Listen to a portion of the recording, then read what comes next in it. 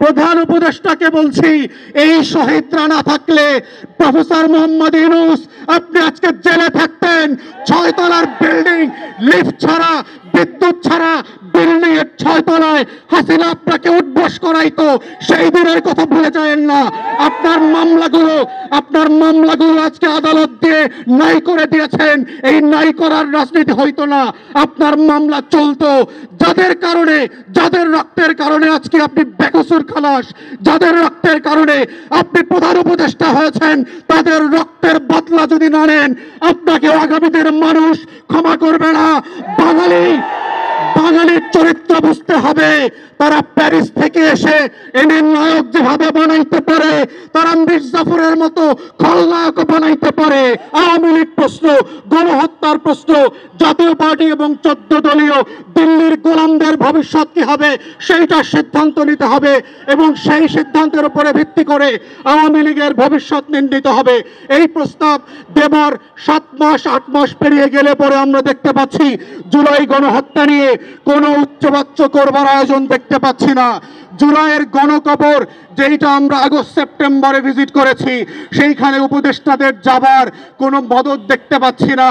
অথচ এখানে অনেক উপদেষ্টা দেখেছি 71-এর চেতনা বিক্রি করতে করতে 14ই ডিসেম্বরের শহীদদের কবর জিয়ারত করতে করতে মুখে ফেনা তুলে ফেলেছেন। কিন্তু রায়ের বাজার বধ্যভূমিতে জুলাইয়ের 114 শহীদের কবর জিয়ারত করার সময় তাদের নাই। আওয়ামী লীগ, জাতীয় পার্টি এবং 14 দলীয় লাসপেন্সারদের যে মাফিয়া কার্টেল ছিল, তারা সিম্পলি কোনো রাজনৈতিক দল না। যারা মনে করে থাকেন যে রাজনৈতিক দল আকারে ইন্টারন্যাশনাল কনভেনশন মোতাবেক যেই সিভিল পলিটিক্যাল রাইটস তারা প্রিভিলেজ আকারে পাওয়ার কথা ছিল, তারা সেটা পাবেন। জাতিসংঘের মানবাধিকারের রিপোর্টে যেটা বলা হচ্ছে, তাদেরকে যেহেতু তারা রাজনৈতিক দল, তাদেরকে নিষিদ্ধ করা যাবে না। তাদের কাছে আগে প্রথম প্রশ্ন হচ্ছে আওয়ামী লীগ রাজনৈতিক দলের ডেফিনিশনে পড়ে কিনা, সেইটা আগে আদালতে আওয়ামী লীগকে প্রমাণ করতে হবে।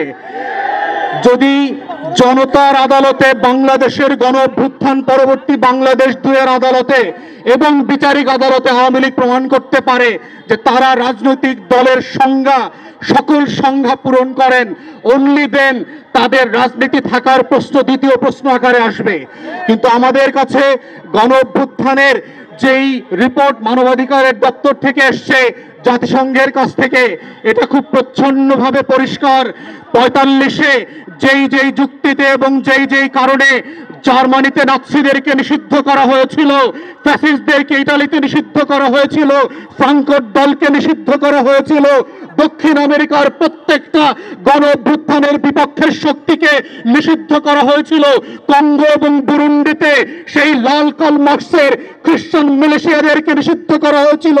জঙ্গি ট্রিপলেক্সকে যেইভাবে ক্লু ক্লাক্স ক্লানকে আমেরিকাতে নিষিদ্ধ করা হয়েছে, তার প্রত্যেকটা সংজ্ঞায় আওয়ামী লীগ নোবেল পুরস্কার পেয়েছে।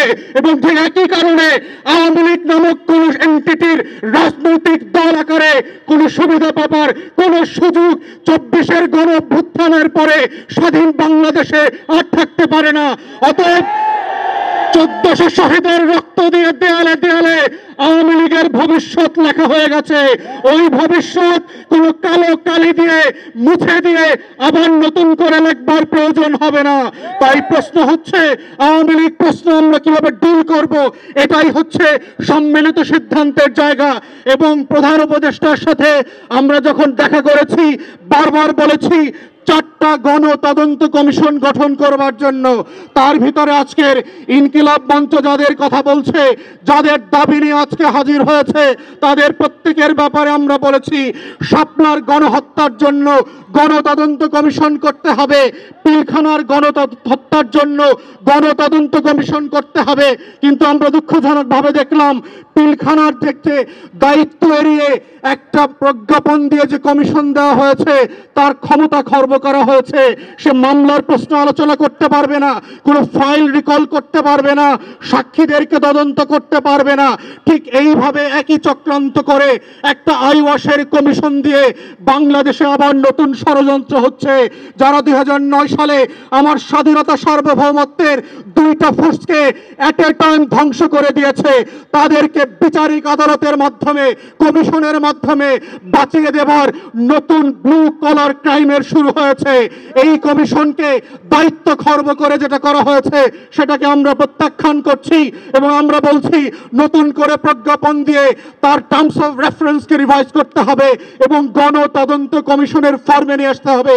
আমরা তৃতীয় বলেছিলাম বাংলাদেশে গুম খুন আয়নাঘর থেকে শুরু করে গত 16 বছরে যেই রাষ্ট্রীয় মদদে খুন খারাপির রাজত্ব কায়েম করা হয়েছিল সেটার জন্য গণতদন্ত কমিশন করতে হবে। ঠিক একইভাবে দেখলাম একটা গুম কমিশন করা হয়েছে যার ক্ষমতা নাই, যাকে অযোগ্য লোক দেওয়া হয়েছে, পাবলিকলি সাফিসিয়েন্টলি ম্যান পাওয়ার দেওয়া হয় নাই। গণতদন্তের যে ফর্ম আমরা বলেছি, যে কাঠামো প্রস্তাব করেছিলাম সেই কাঠামো পর্যন্ত দেওয়া হয় নাই। ঠিক একইভাবে প্রধান উপদেষ্টাকে আমরা বলেছিলাম জুলাই আগস্টের গণ অভ্যুত্থানকে ঘিরে একটা গণতদন্ত কমিশন করেন এবং আমরা এটার ফরম্যাট পর্যন্ত একাধিক উপদেষ্টাকে দিয়েছি। আমেরিকার কংগ্রেশনাল হিয়ারিং এর মডেলে, সিনেট হিয়ারিং এর মডেলে, ব্রিটিশ এবং ইউরোপিয়ান পার্লামেন্টগুলোতে যেভাবে উন্মুক্ত শুনানি হয় সেই শুনানির মডেলে করে সেইখানে গণতদন্ত কমিশন হতে হবে।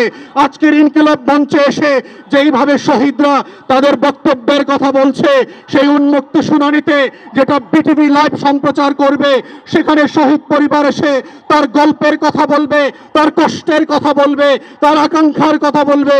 আগামী দিনে আওয়ামী লীগের রাজনীতি থাকবে কি থাকবে না সেই কথা 1400 শহীদ পরিবারকে সিদ্ধান্ত নিতে হবে। কোন সুশীল উপদেষ্টার কথায়, কোন শাশুড়ির কথায়, দিল্লির কথায় সেই সিদ্ধান্ত হবে না। আমাদের বক্তব্য খুব পরিষ্কার, গণ অভ্যুত্থানের পক্ষের শক্তিরা গণতদন্ত কমিশনে গিয়ে উন্মুক্ত শুনানিতে অংশ নিয়ে বাংলাদেশের কোটি কোটি নাগরিক যেখানে নিবন্ধন করে তাদের মতামত দিতে পারবে, সেই মতামতের উপরে ভিত্তি করে আওয়ামী লীগ প্রশ্ন, গণহত্যার প্রশ্ন, জাতীয় পার্টি এবং 14 দলীয় দিল্লির গোলামদের ভবিষ্যৎ কি হবে সেইটা সিদ্ধান্ত নিতে হবে এবং সেই সিদ্ধান্তের উপরে ভিত্তি করে আওয়ামী লীগের ভবিষ্যৎ নির্ণীত হবে। এই প্রস্তাব দেবার 7 মাস 8 মাস পেরিয়ে গেলে পরে আমরা দেখতে পাচ্ছি জুলাই গণহত্যা নিয়ে কোনো উচ্চবাচ্য করবার আয়োজন দেখতে পাচ্ছি না। জুলাইয়ের গণকবর যেটা আমরা আগস্ট সেপ্টেম্বরে ভিজিট করেছি সেইখানে উপদেষ্টাদের যাবার কোনো মদত দেখতে পাচ্ছি না, অথচ এখানে অনেক উপদেষ্টা দেখেছি 71-এর চেতনা বিক্রি করতে করতে 14ই ডিসেম্বরের শহীদদের কবর জিয়ারত করতে করতে মুখে ফেনা তুলে ফেলেছেন, কিন্তু রায়ের বাজার বধ্যভূমিতে জুলাইয়ের 114 শহীদের কবর জিয়ারত করার সময় তাদের নাই। প্রধান উপদেষ্টাকে বলছি এই শহীদরা না থাকলে প্রফেসর মোহাম্মদ ইউনূস আপনি আজকে জেলে থাকতেন। 6 তলার বিল্ডিং, লিফট ছাড়া, বিদ্যুৎ ছাড়া বিল্ডিং এর 6 তলায় হাসিনা আপনাকে উঠবস করাইতো, সেই দিনের কথা ভুলে যাবেন না। আপনার মামলাগুলো আজকে আদালত দিয়ে নাই করে দিয়েছেন, এই নাই করার রাজনীতি হইতো না, আপনার মামলা চলতো।